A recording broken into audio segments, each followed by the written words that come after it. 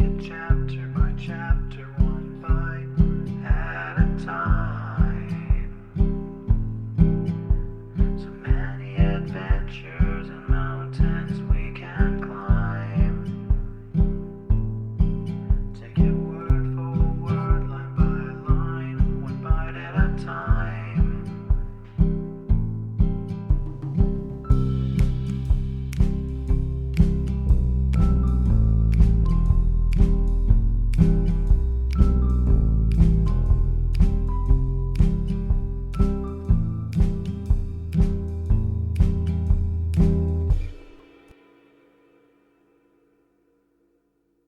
Welcome to Bite at a Time Books, where we read you your favorite classics one bite at a time.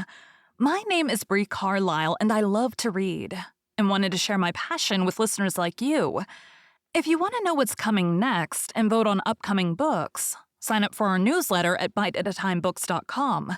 You'll also find our new t-shirts in the shop, including podcast shirts and quote shirts from your favorite classic novels. Be sure to follow my show on your favorite podcast platform so you get all the new episodes. You can find most of our links in the show notes, but also our website, biteatatimebooks.com, includes all of the links for our show, including to our Patreon to support the show, and YouTube, where we have special behind the narration of the episodes.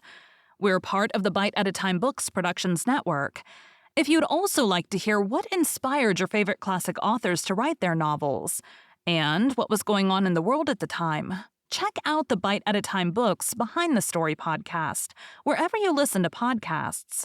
Please note, while we try to keep the text as close to the original as possible, some words have been changed to honor the marginalized communities who've identified the words as harmful, and to stay in alignment with Bite at a Time Books' brand values.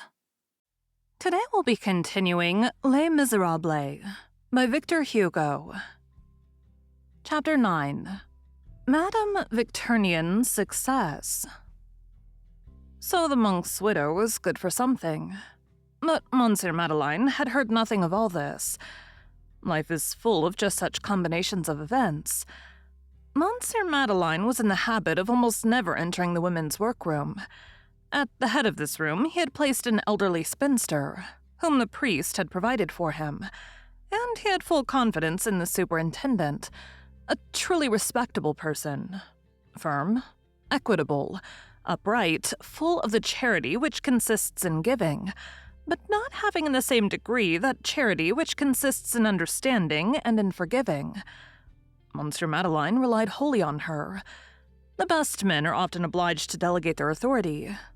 It was with this full power and the conviction that she was doing right that the superintendent had instituted the suit, judged, condemned, and executed Fantine.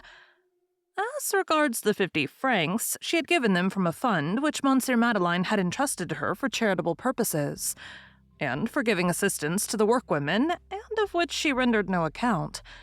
Fantine tried to obtain a situation as a servant in the neighborhood. She went from house to house. No one would have her. She could not leave town. The second-hand dealer, to whom she was in debt for her furniture, and what furniture, said to her, "If you leave, I will have you arrested as a thief." The householder, whom she owed for her rent, said to her, "You are young and pretty, you can pay." She divided the 50 francs between the landlord and the furniture dealer, returned to the latter 3/4 of his goods, kept only necessaries, and found herself without work, without a trade, with nothing but her bed, and still about 50 francs in debt. She began to make coarse shirts for soldiers of the garrison, and earned 12 sous a day. Her daughter cost her 10. It was at this point that she began to pay the Thénardiers irregularly.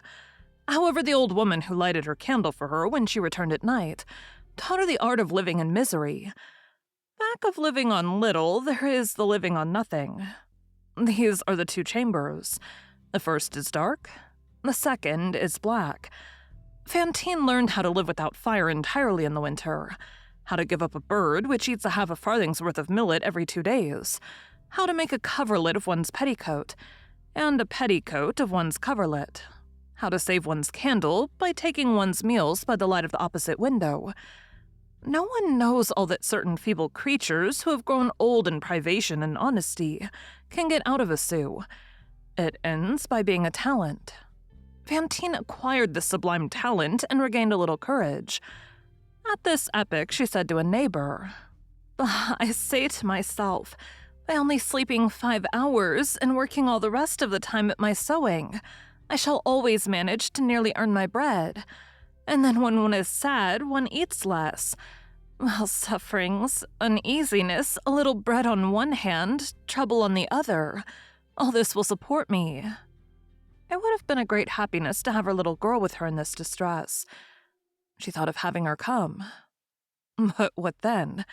Make her share her own destitution? And then she was in debt to the Thénardiers. How could she pay them? And the journey, how pay for that?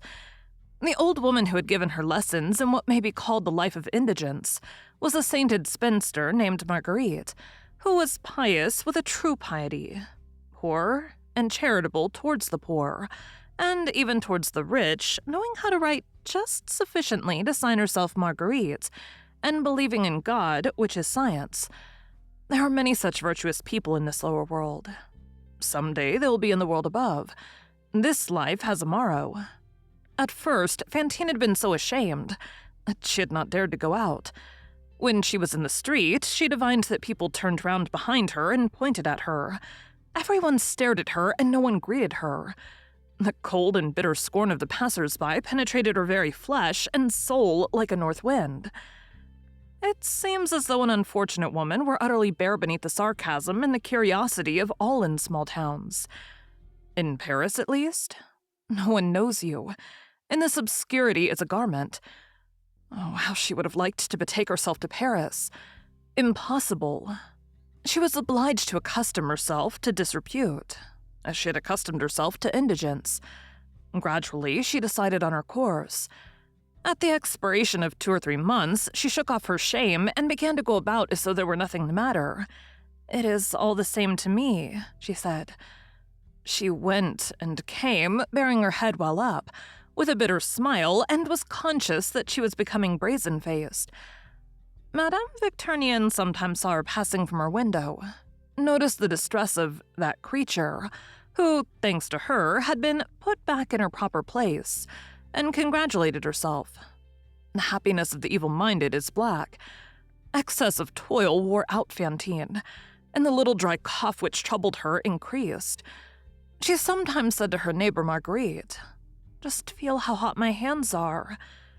Nevertheless, when she combed her beautiful hair in the morning with an old broken comb, and it flowed about her like floss silk, she experienced a moment of happy coquetry.